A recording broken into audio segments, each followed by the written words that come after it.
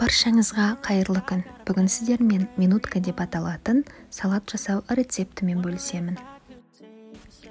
Егер күнделікті қызанақ пен қияр салатынан шаршасаңыз, дәл осындай салатты жасап көруге кеңес беремін.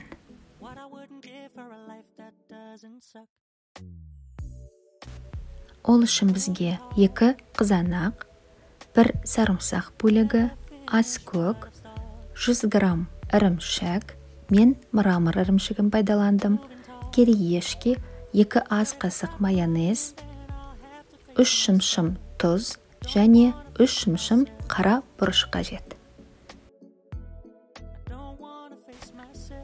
Қызанақты текшелеп тураймыз.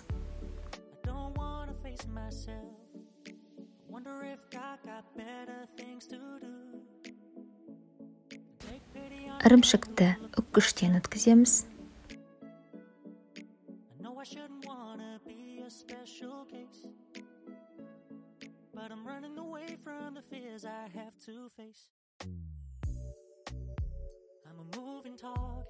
Ірімшікті қызанақтың үстіне саламыз.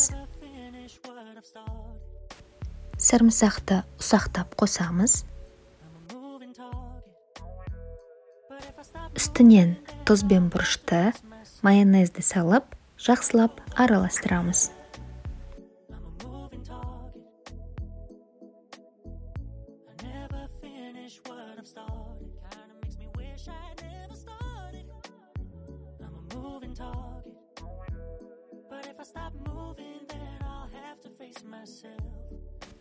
Салатты тарелкаға салып, үстінен кириешкиді қойып шығамыз. Кириешкиді бірге араластыруға да болады. Кириешки жұмсарып кетпеу үшін дастарханға ұсынар алдында қоямыз. Өз қалауымызға сәйкес салатты безендіріп, дастарханға ұсынамыз.